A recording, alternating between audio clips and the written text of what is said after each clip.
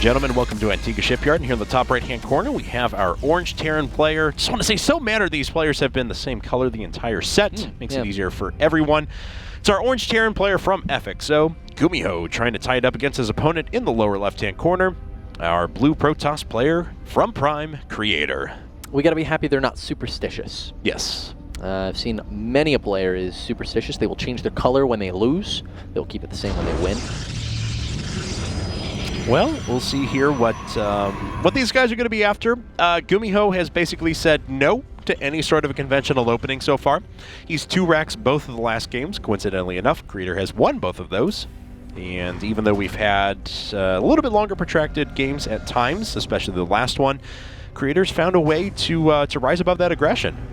Yeah, I really don't want to see. Was it Sting versus Creator? Was Sting incessantly going for the same build over and over? Oh, Sting versus Lenok when he just went 2 racks like 6 games in a row? Yeah, you know... Or maybe it's somehow won that, though. Yeah, exactly. Yeah, I'm thinking, you know, it's just a situation where you're trying to make the same build work. Excuse me, it was actually Parting versus Hyun. We kept seeing Parting go for this very interesting build that wasn't maybe a new build, you know, he wanted to make his name for. But it just didn't seem to be working out at all in that situation. We've now got Gumiho. Oh! Well, he's going to kill the automaton to tell, so it doesn't inform Creator about this barracks that's being built. Still, automaton, what did he ever do to you, dude? Gumiho is going after that 2 racks once again, though. What's up? You're one of those. What? Automaton's the best critter. Look, I can understand animal rights, but that's a robot. He's the best critter. It's a By far the best critter. By far the best critter. I agree completely. Thank you. He's overpowered. All good things must come to an end.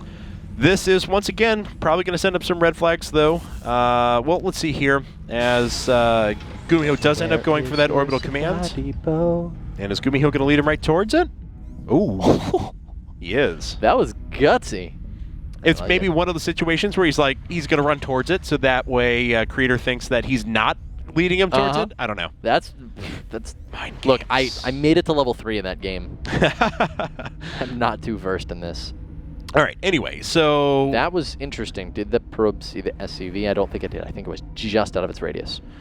All right. Well, 2 racks aggression again. But Creator's once again preparing with a pretty normal 1-gate expand back at home. The Zealot finish. Will he make a Stalker? Yeah. He does. Which was very important for him. So Gumiho maybe just not opening with aggression, just wants to throw his opponent off. Expands behind this, does manage to get that, or produce 2 Marines at a time for a little while, but completely stops his unit production now. Mind games. Build a proxy command center there instead of a barracks and lead your opponent to it so they think you're leading them to a barracks. And so then they stop following you because they know now that you opened with a 2 racks, but actually the whole time it's a command center. Oh. Barracks is going to be scouted now by Creator, but he shouldn't honestly be too worried about this. We think he knew it was coming. He's made the Stalkers necessary in order to prepare for it. I want to see what he does, though, if he decides to just expand, and it looks like he is. There's the Nexus coming down. So expansion going to hit at about the right time. Obviously a little bit delayed because he put 350 minerals into his units at the beginning. So I mean, he's perfectly safe. Axlive would hold this with the Nexus first, let's be honest. So Creator, he can easily hold this with 2 Stalkers. All right. It is Creator. His control is miraculous. But like we said before, a little roving pack of Marines heading across the map. But otherwise, Gumiho actually switched into his game 1 and 2 builds, or I'm sorry, game 1 and 3 builds that we saw, which is 2 racks, double gas after the expansion, go into a very quick factory. Now, the variations we've seen of this are concussive shell first and put on a little bit of pressure. We've also seen stim Raven timing, so you can hit with a drop against Creator's awesome, cool drop protection. Now look at this, Gumiho. Creator is going for a robo very quickly here. So in this situation, he's actually feeling like Gumiho. He wants information. I want to read a book that someone has written on this, because I don't want to do all the work at it. But it's really interesting seeing how players react to the same scouting information in different ways throughout a set. Here, Gumiho has opened with the 2 racks once again. Last time Creator saw the 2 racks, he followed up with 2 quick gateways, and it was easy for him then to go on Whirlwind to the 5-gate. He went, oh, well, now I can 5-gate. In this situation, he's seen the 2 racks, and he says, robo. Yes. Yeah, he needs information right now that Observer's being chrono boosted, and he wants to get a good idea of what's going on. Now, I would love... Oh, wait, no, this is Siege Tanks again. So Gumiho is actually... Oh, man, he's thrown a different look almost every single game so far and tried to do something a little bit ridiculous. Now, this is a bit better map for putting on a little bit of pressure than Metropolis was. You have opportunities to get tanks sieged up in places around the cliff here, especially something like siege tanks in this position where they can only be assaulted by units here, not even over in this spot. You can start to slowly crawl forward and pick off structures. Interestingly here is the decision to go with a medevac.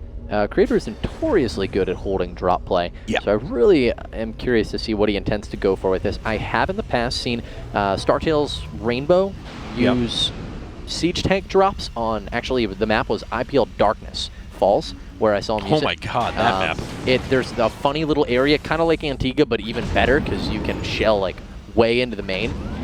He utilized it there to fantastic success against the Protoss player.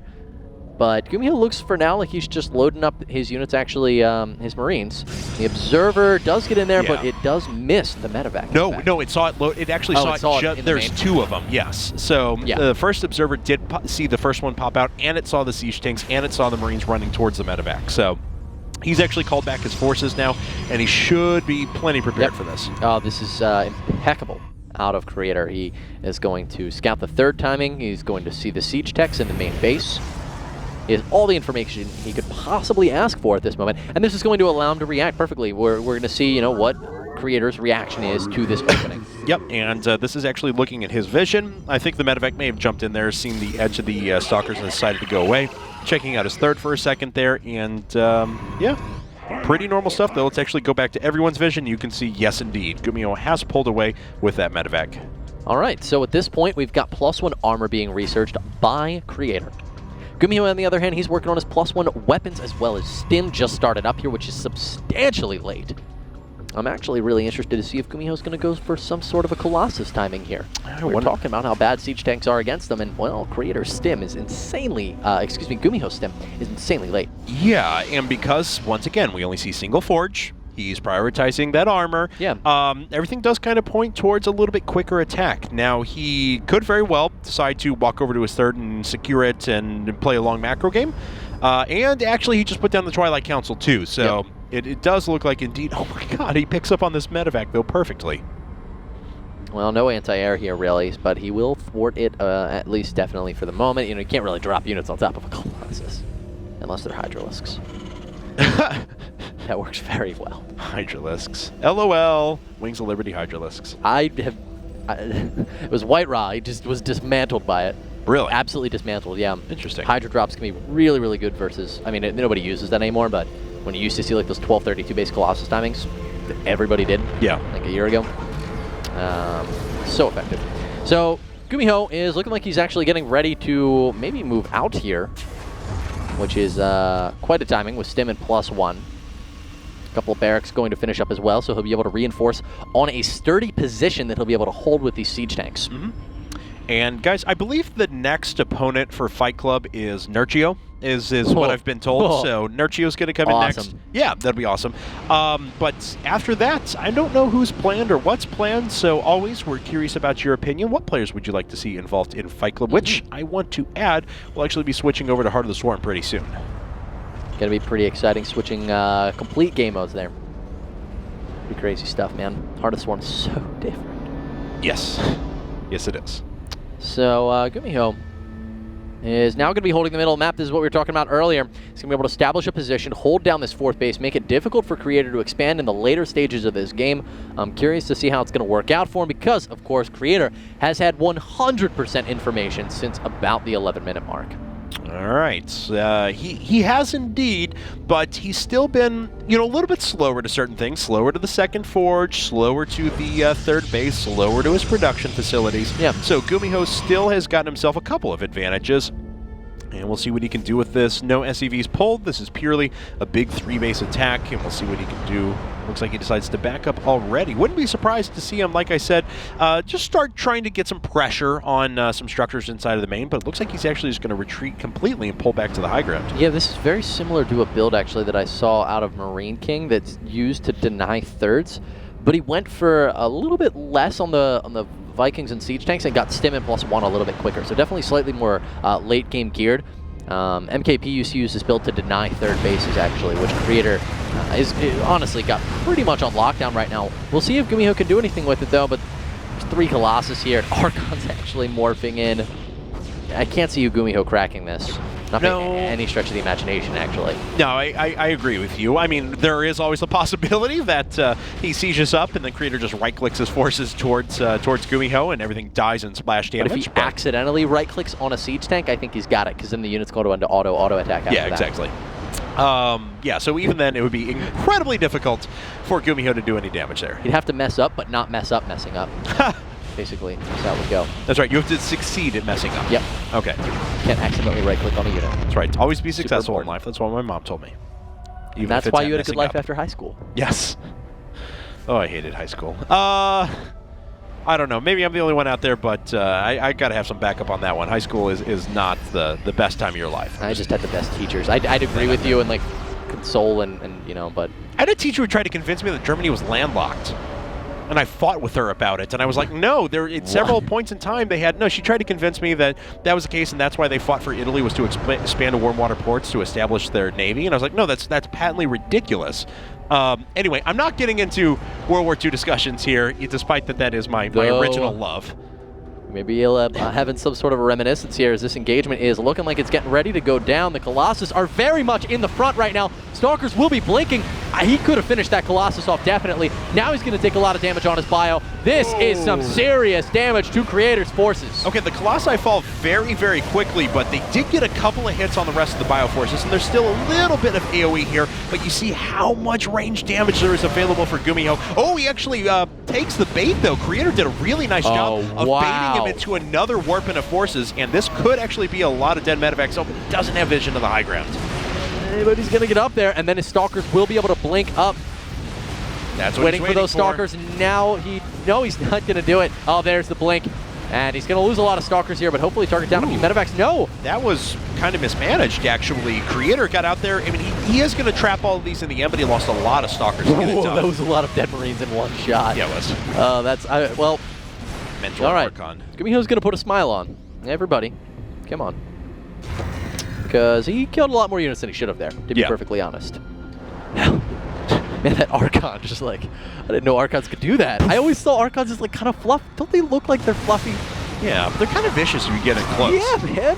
All right, that's a decent engagement with those Zealots. He wishes he would have gotten the full surround, but another proc of the charge is actually going to allow him to catch up and do some pretty good damage, and he's actually coming in from the side. At the same time, Gumiho is under a lot of pressure. Oh, man, Creator's looking like he's going to get to a 4-2 lead, get on to match point here as he is prepared to overwhelm Gumiho, up 40 supply. Gumiho's pulling everything off the line.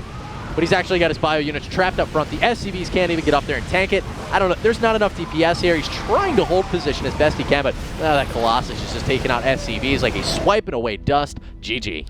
All right, Creator now just one game away from taking the whole set, but you know, it's been well-fought games throughout the entire time. Gumiho still certainly has a chance, but making up 3 games, that is a tall order. It certainly is. He's going to have his work cut out for him. We'll see if he can manage to stage some sort of a comeback, or if this is going to be quick and clean, and a lot of people predicting closer match than 5-2, so... Yeah. Well, it looks like Gumiho's going to stop opening with 2 racks. Well, cross your fingers. Maybe we'll get something different this time. Gumiho is going to pick Abyssal City, guys. We are actually going to run to our SE2 play of the day before we hit our commercial break, but don't go anywhere. We'll be back in just a couple of minutes with game number 7 between FXO Gumiho and Creator Prime. This is your play of the day for Monday, January 28th, 2013. Today we have some incredible displays of micro from both Marine King Prime and Startail Life. On the call are Wolf and Caldor. The links that he has. And Marine King, on the other hand, of course, now totally fine. Look at that micro. Pulls back the ling. 1 hit point left. Oh, look at that sick micro. This is what you call getting a return on investment. I mean, he is getting every little hit point out of those lings possible to get those. Oh, my God. I have never seen this before. Oh. There better be a highlight video of this after this tournament. I don't care who wins this tournament. This is pretty sick. Well, a maximum amount of damage done. Forces a little bit of mining time being lost by Marine King. Talk about SCVs, but this was like, wow. and he's making 19 of them. He's going to do that very popular and very famous attack at the third base. He's waiting here perhaps for 1-1 to finish as he gets the rest of the Lings out. The problem is he doesn't have siege tanks, but he has Marauders, and Stim is done. So he sees now this force, and ooh, Life actually engaging with this. Here come the Banelings! Oh, he could get a sick connect, but Marine King pulls away at the last second, and this is the Marine King splitting that we all know and love. Look at that split! Oh my god! Bye-bye 20 Banelings! Marine King with a boss split here. He's like, well, Life, you can pull back Zerglings all you want, but I'm going to take down your Banelings, and what you going to do? You're going to watch and you're going to cry. Well, I feel like we just saw some of the best control that Terran players have to offer.